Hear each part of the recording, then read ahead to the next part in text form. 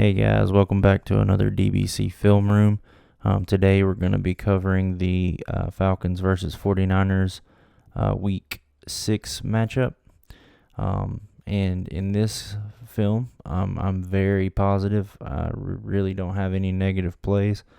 And that is because they played near perfection as far as our scheme is concerned. The execution was on point this game. This was our most complete game that we've had so far. So there really wasn't any benefit there. I could have nitpicked, but I was kind of like, I always weigh the benefit of every play that I cover, and what we can really discern from those plays. And the few negative plays that we had in this game really they were just good plays by 49ers for one, and two, they just really didn't have that much of an effect of the overall outcome of the game. So, and I didn't think that they would be necessarily problems moving forward. So it's just a bunch of different factors, but this is an all positive film session. It's probably my shortest film session, because it was just a clinic that we played. And I really didn't think that there was a lot of benefit to being redundant. So, I picked the plays that I really wanted to show and highlight. And, that's what I did. So, without further ado, I'm going to kick it over to the intro and we're going to get into this.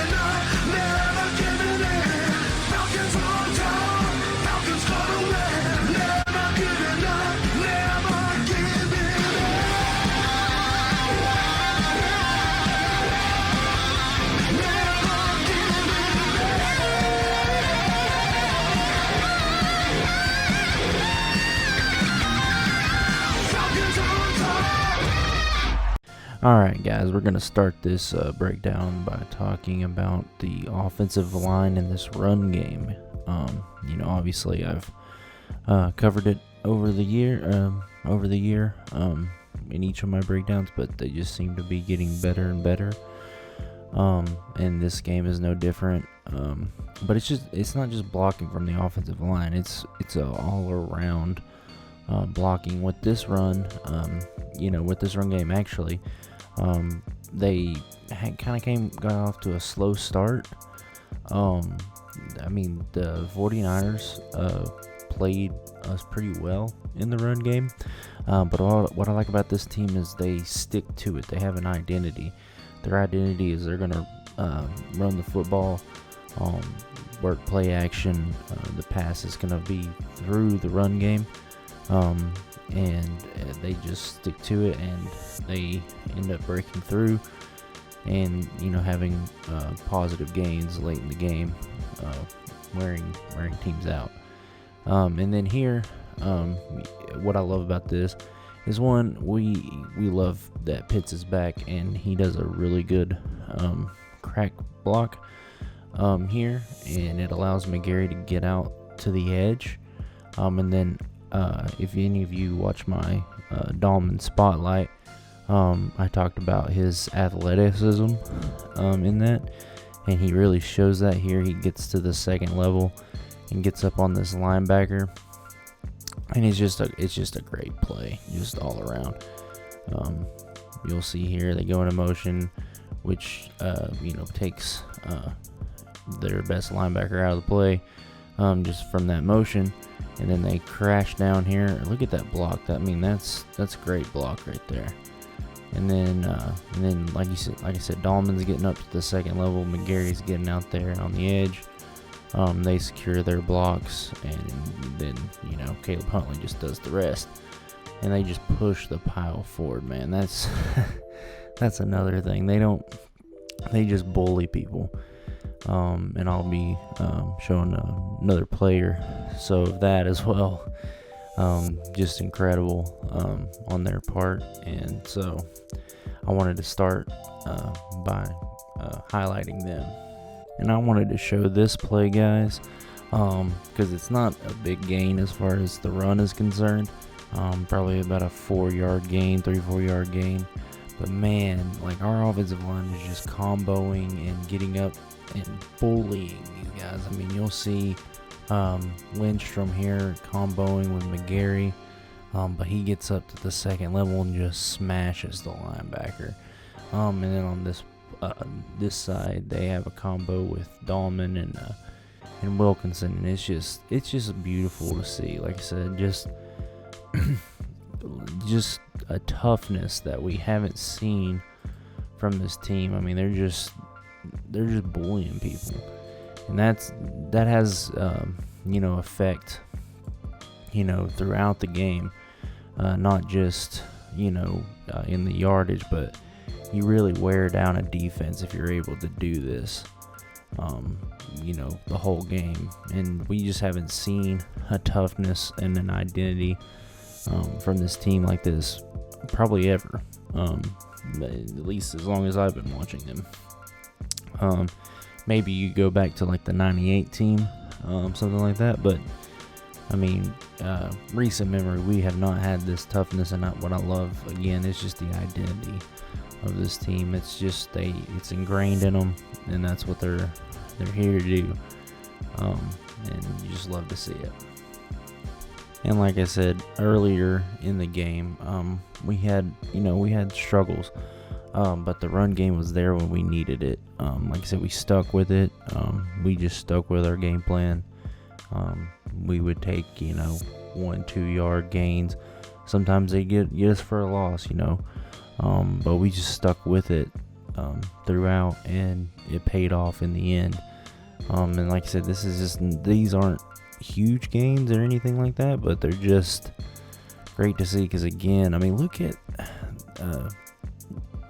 Matthews and Wilkinson. They're just blowing that dude off the line. I mean, he's before Huntley gets 2 or 3 yards before he's even made first contact.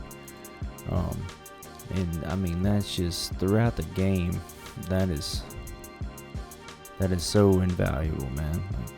It's just, I mean, they're just taking that guy and moving him wherever they want to go. Now Wilkinson does come off late to get the linebacker, but it's okay.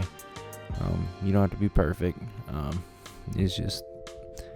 It's great to see. It's just great to see, and they improve week to week. It seems they're getting better and better, and more cohesive with one another, and you just love to see it.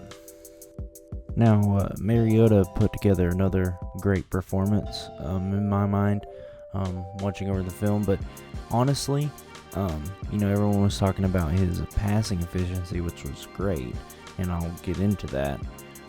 But I wanted to highlight that he made a lot of plays with his legs, especially earlier in this game, when our run game itself wasn't making much headway.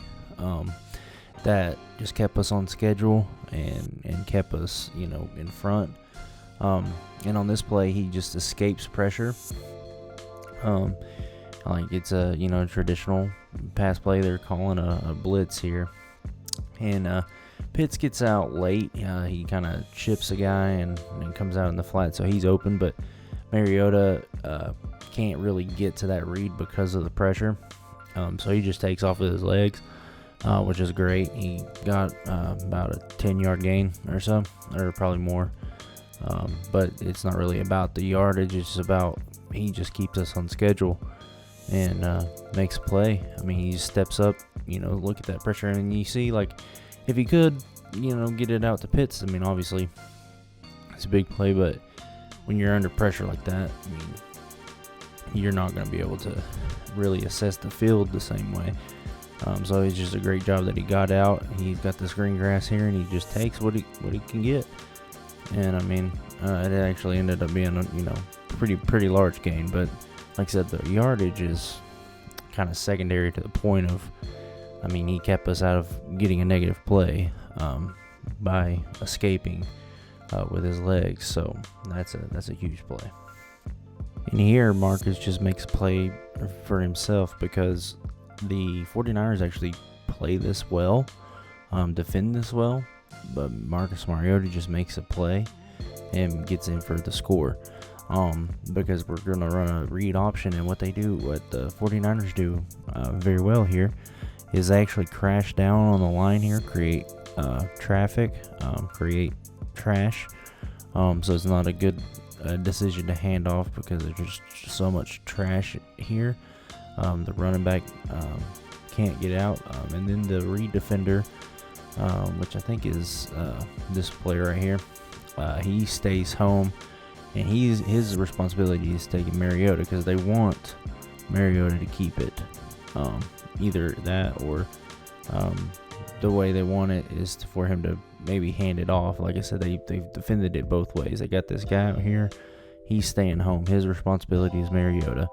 If he hands off, they've got it all clogged up front. So in theory, this play should be dead in the water.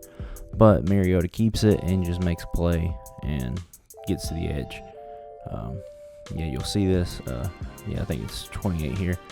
He's the read guy. He comes down. His focus is solely on Mariota. Because see, look right here. If Mariota was to hand it off, there's no hope for that, right? So your read defender here comes down, and like I said, it's his job. But Mariota just says, "I'm faster than you, and I'm gonna get to the edge here, and I'm gonna score." And we'll just see it from the other angle here because it'll just illustrate, Mariota can't. Like I said, they've got this clogged up, so Mariota keeps it. This guy's his sole responsibility is Mariota, but it doesn't matter because he can't get to him. So great play by Mariota. Like I said, I want to get into his passing, but I think that his biggest benefit to us especially early in the game, was his running ability. What I love for Mariota the most, really, from these past two games, is he's getting more decisive with his reads, and it really illustrates it. I'm going to illustrate it with a couple of plays. This one is the first one, and it's a simple play. It's really just what they call stick play. So what you're going to have is London here is going to run a little hitch route. You're going to have two flat routes with OZ. And then Pitts is going to run a slant route, but he actually falls down on the route. But it doesn't really matter because it gets the job done, and he's going to just hit the flat route with OZ in space and let him run. And he's just so quick with his decisions now. There's not a lot of hitch in his decision. He just, he's immediately, his eyes are going there. He's got the read. He doesn't need to go any further, and just hits it. Hits what the defense gives him. Early in the year, you saw a lot of indecisiveness, and he would be looking in a direction, and then he would miss the window, and then he'd just have to scramble drill. And you're not seeing that as much these past few weeks, or past couple of weeks. And it's really improved the play of the team and kept us on schedule. It's really what you want. And again, he's just working through his progressions here very quickly, very decisively. Really, there's only two routes, two options. So the read is very simple, but you have to be quick about it. So what we're going to have here is you're going to see Demir Berg come in motion, and basically this is like a setup for a screen pass to him, a little swing pass. These guys are going to be setting up for blocks. It's not there.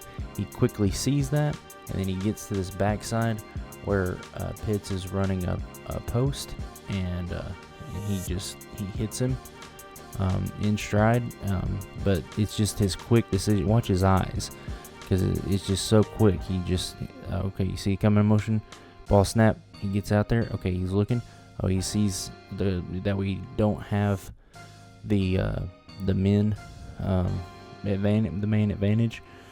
So he knows he's not going there. But another thing that's good about it is he holds just enough to get these backside linebackers to move over a little further, so that opens up more space for whenever Pitts makes his break.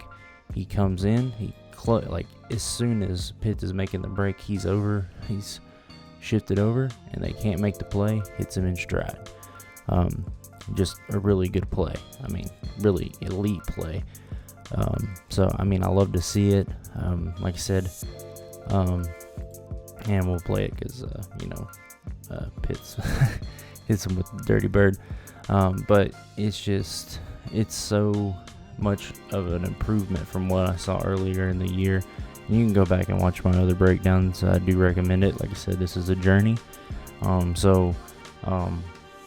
where we were, say the Rams game, to where we are now is just incredible. And guys, I mean, this is a great play by Mariota as well, but it is so nice to have Pitts back.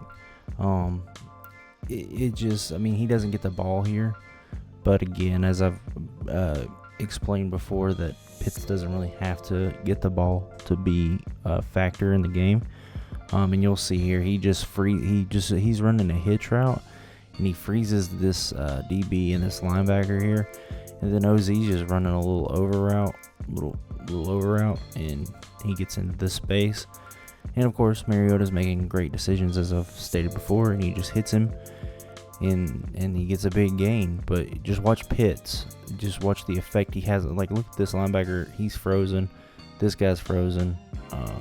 They're out of this play. And then you just see OZ. He's coming in, and see, they're so focused on London as well. I mean, so they just lose track of OZ, and he just is the beneficiary. I mean, very, very solid play, very solid play calling. So you just love to see it. And I just wanted to show this play because I really love this play design, and this brings me to a point of saying Arthur Smith is just such an underrated play caller. I don't know how much influence Dave Ragone has on the week to week thing, but I mean, them together, they're calling very, very solid play calls. And here I just love it because what you're gonna have is Damiere Byrd. He's gonna come in motion, one to see if they're in man or zone, which they're in zone, but it's kind of like a match concept again.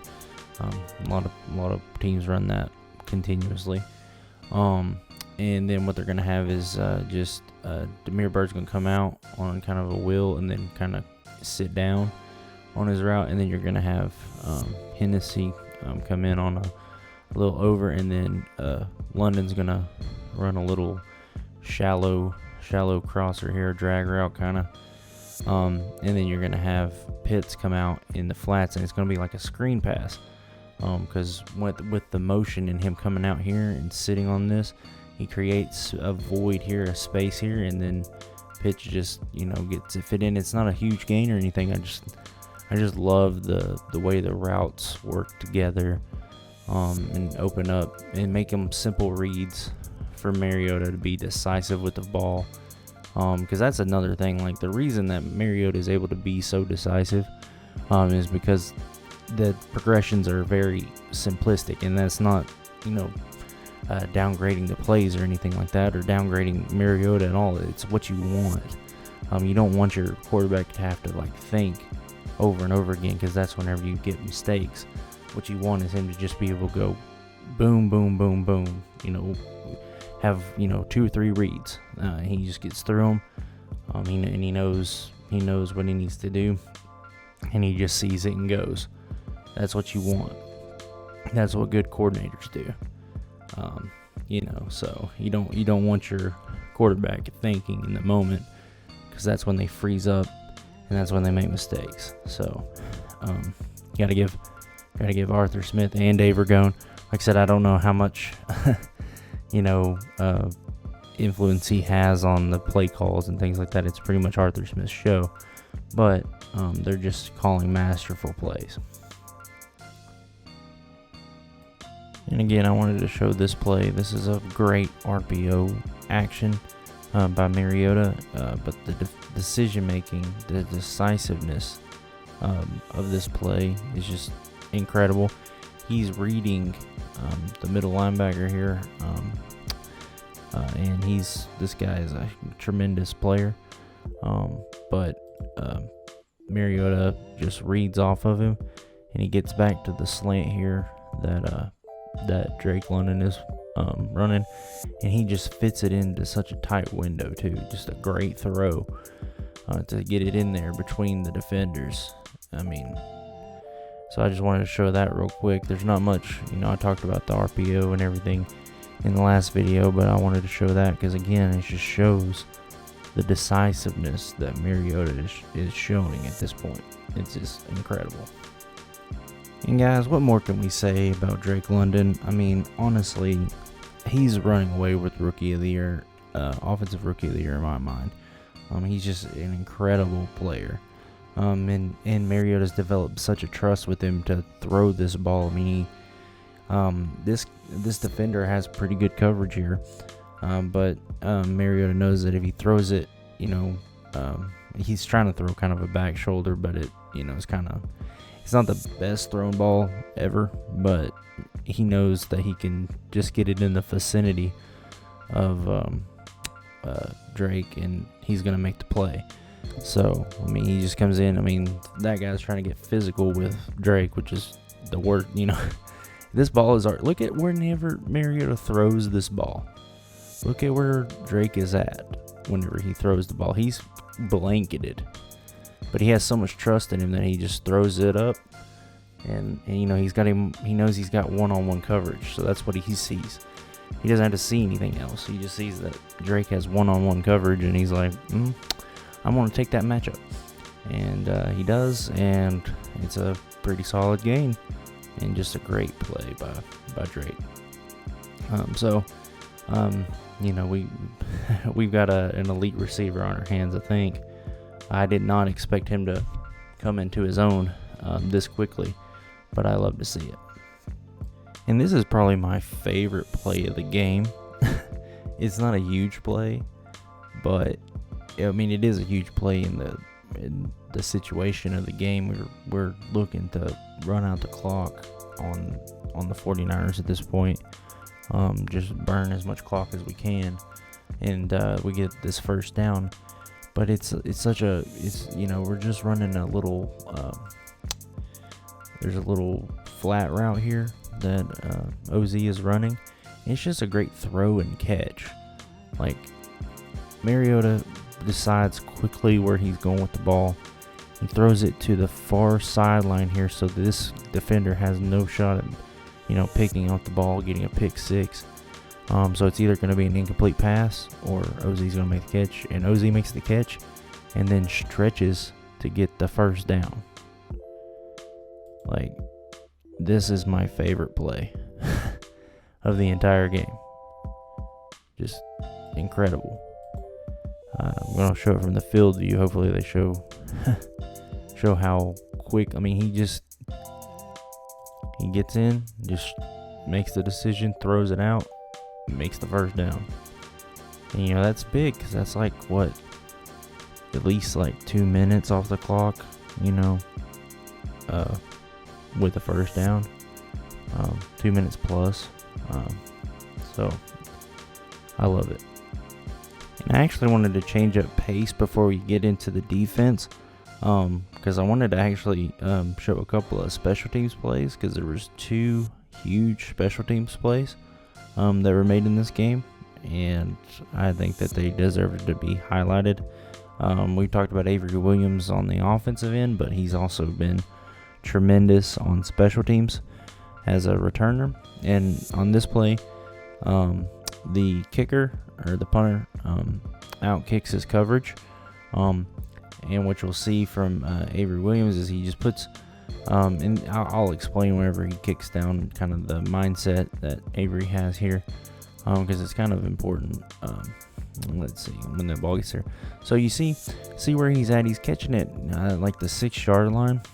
What I tell people In the NFL. Now in college, the rule of thumb is basically put your back heel on the 10-yard line, and then anything beyond that, let it bounce. In the NFL, because punters are so good at what they do, and I'll show you in just a moment how good they are. It's put your back heel at the 5 in the NFL, and he does this, and then he catches it, and then he's just got a one-on-one basically, because like I said, the punter outkicked his coverage here. So he sees that he has blockers here, so he's just gonna make a move on this dude, and of course he does, and then he just gets to the edge here, and he gets about to the 35-yard line from the 6. So I mean, that's a huge play in special teams, and I usually don't cover special teams a lot because I'm not the most knowledgeable on kick coverages and things like that. I know the basics, but I can't give you much insight on special teams a lot. But this play I just wanted to highlight here, and there's another one I'm going to show in just a moment. And punters are people too, man, and they're tremendous assets to a football team when they're at an elite level, and this is an elite level punt. The backspin that's put on this, I mean, it just drops at the 2-yard line and just pops straight up and just dies. I mean, I've watched a lot of punters discuss the backspin and stuff and different things that they do to a ball to make it do that, and it's crazy. The way they kick it, it basically spirals off their leg like a pass, basically. So whenever it comes down, it hits on the nose, and it makes it pop up in the air instead of, and they can do weird things to it, make it pop to the side, whatever they want to do. They have a lot of different ways. It's how they drop it and drop it onto their foot and kick it. It's pretty incredible to see. So I mean, I'm not going to go into full detail because I can't, but it's just, I mean, this is why you put the back heel to the 5, and you saw where he put the back heel to the 5 and then let it go. Doesn't matter. He just hits at the 2 and then pops up, and then you just have to have a guy down there to catch it. I mean, that's at the 1. That's a huge play. And I mean, I can't really break it down other than to tell you some of the stuff I know a little bit, but that's just, I feel like I had to put that in there. And I wanted to start our defensive, overview of going back to looking at Andersen. Troy Andersen, he had a great game against the Bucs when he came in, and that really continued on into this game. So I'm going to show a few plays with him, and this one is a great run stop by the entire defense. But you can tell our linebackers are playing better in the run game. No offense to Michael Walker, but he would over pursue a lot when it came to the run game. And Andersen did at the beginning of the year. Like I said in the last video, it's incredible the leaps that this guy has taken, because like I said, in the Rams game, I wanted him to just get pulled out. I don't know why. Rashawn Evans wasn't in, and he was in, and he was just missing run fits, and it was getting very frustrating. But I mean, he's got it, and it's crazy to see, because you'll just see he just flows. Here he's the weak side.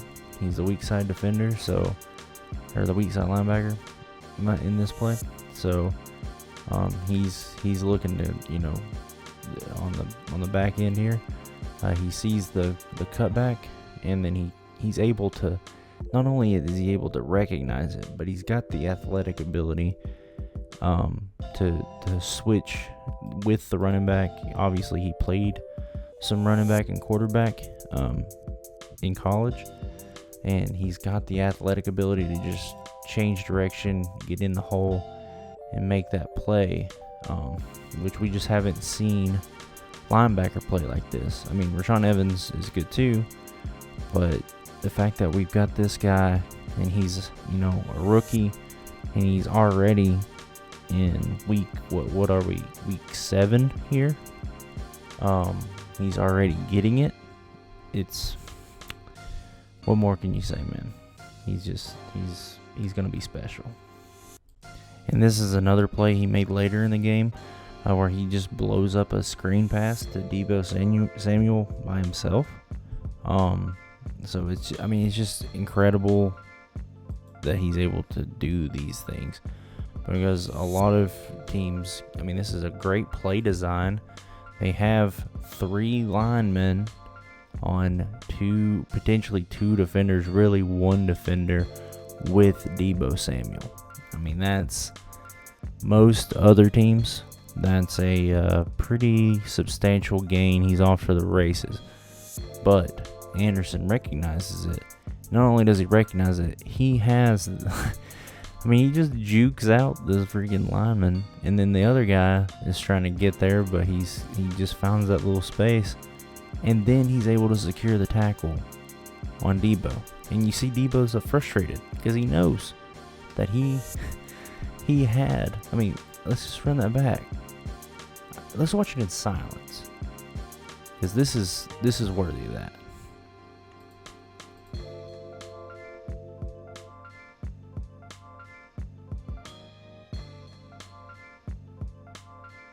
Jesus, man.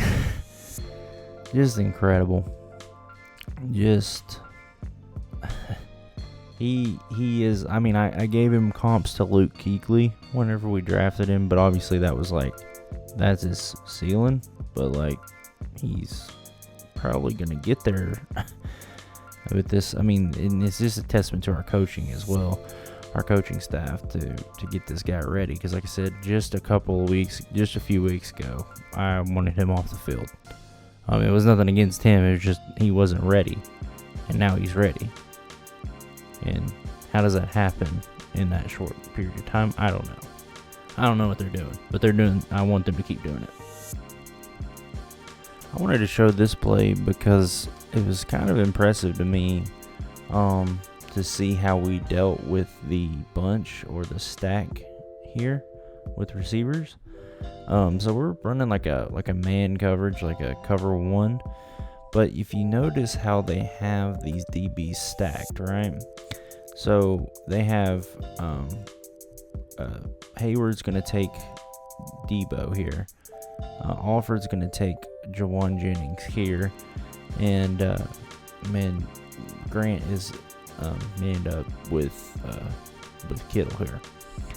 And what's cool about this play is they have it leveled up here, because whenever you have a bunch formation or a stack receiver formation, what you're really wanting to get is some natural rubs, and some confusion in the secondary. Now, Grant falls over on this play, but it's later in the play, and Garoppolo doesn't see it, so doesn't get a negative. But I just love how they coached this, because it makes it perfect. So he takes Deebo, right?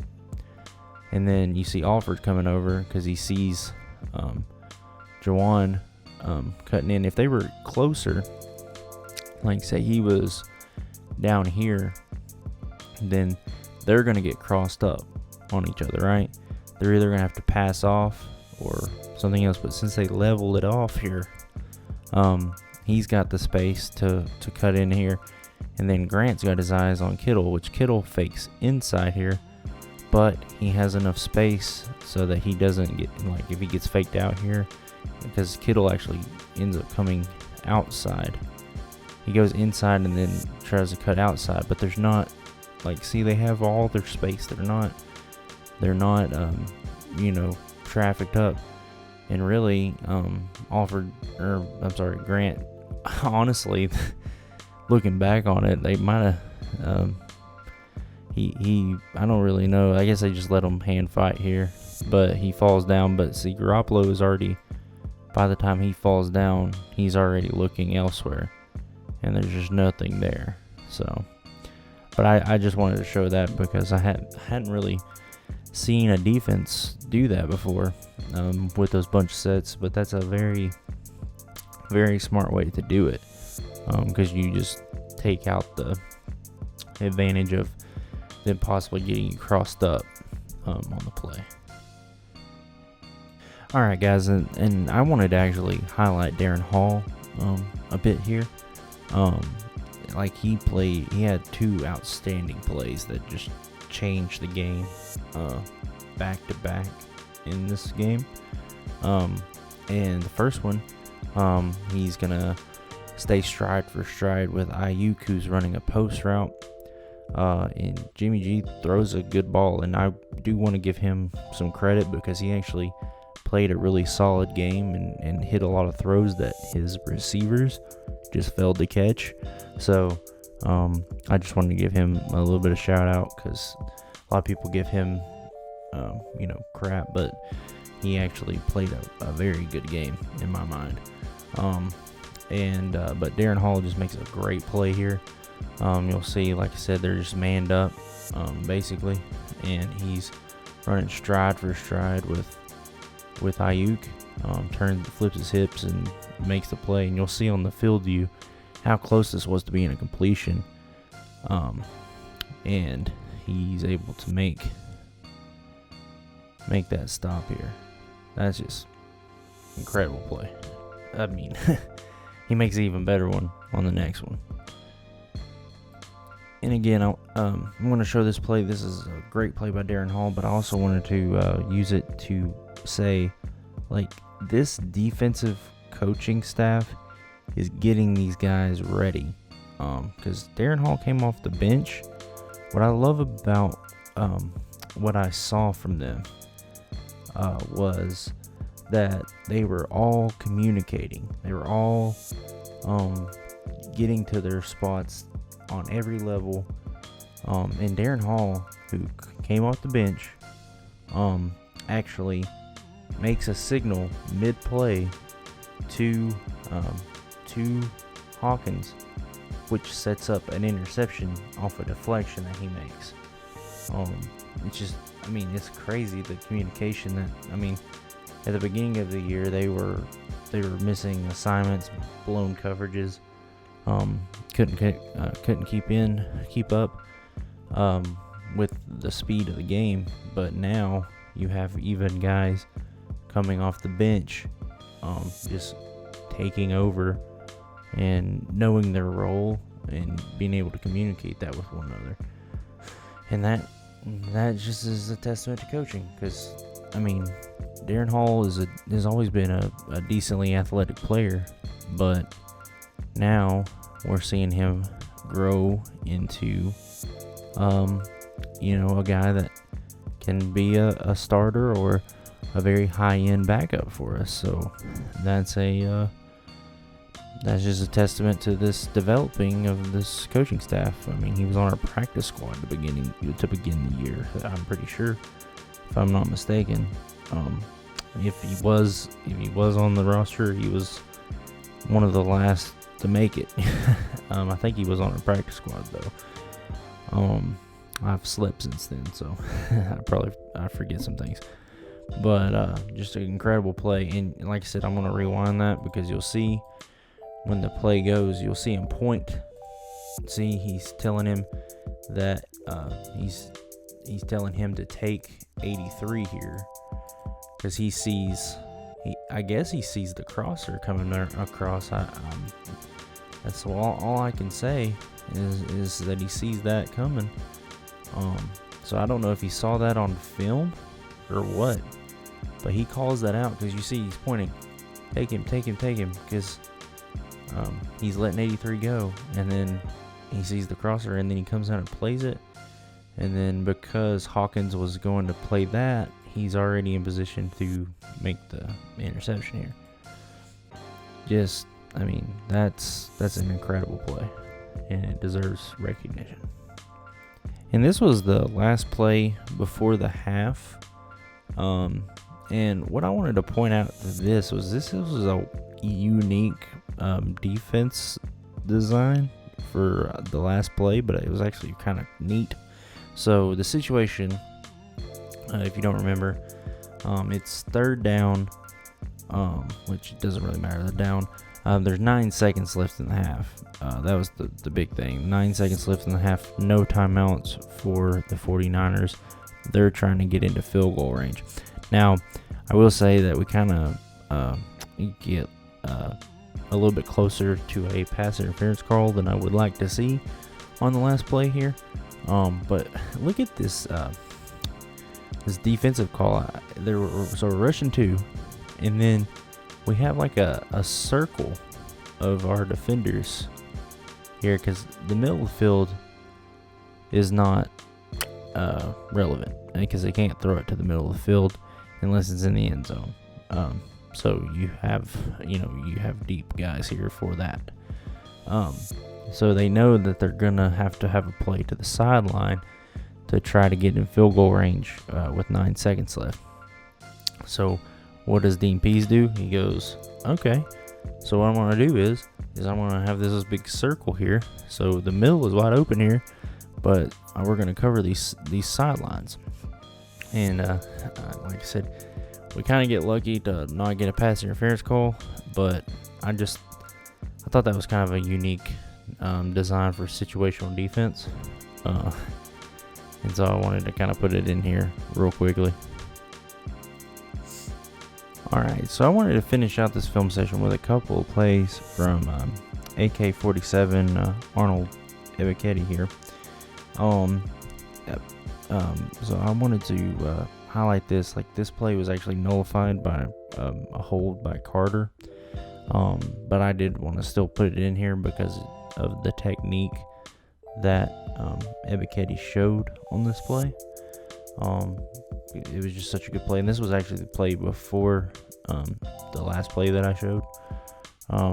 It was right before halftime. So if it had not been for the penalty, this would have ended the half.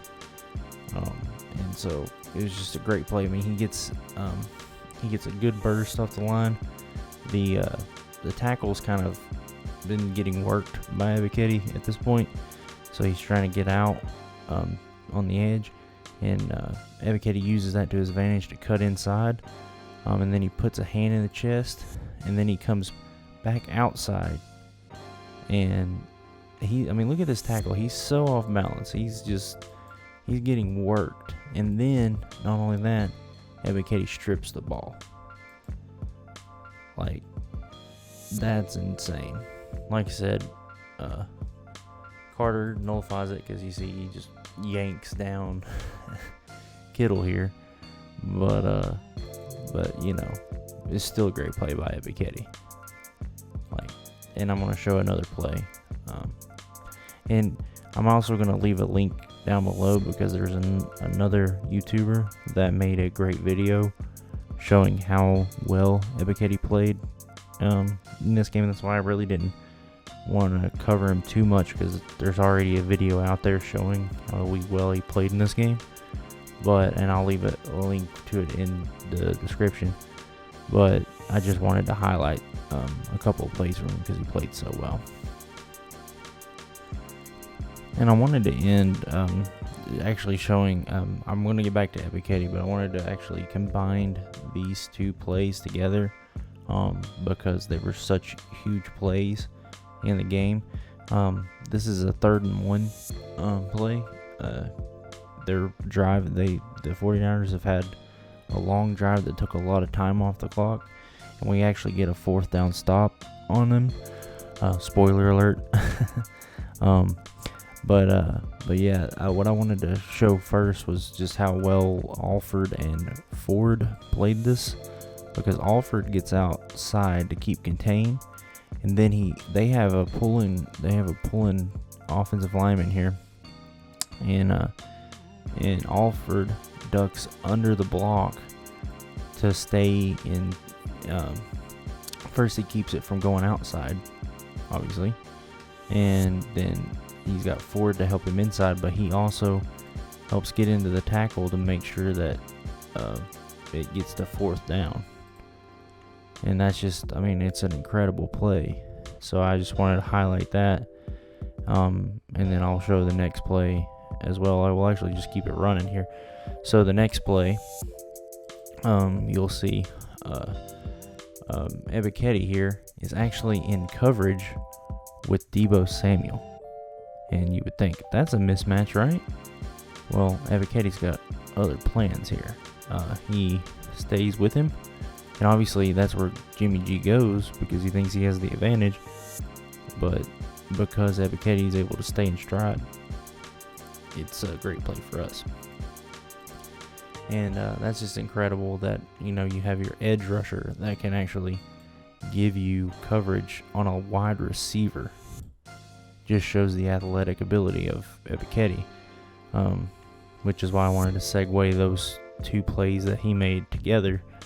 But I did want to also give Alford and Ford love because that was great plays by them as well. And that was it. That was the turning point of the game. That pretty much ended the game. There, I wouldn't say it's a turning point because we were already ahead, but it pretty much doused the chances of the 49ers getting back into the game because they ate up so much clock, and it came down to 0 points on the board. It resulted in 0 points on the board. So just incredible. And to close, guys, like I said, this game was tremendous. This was the game that I've been looking for all year.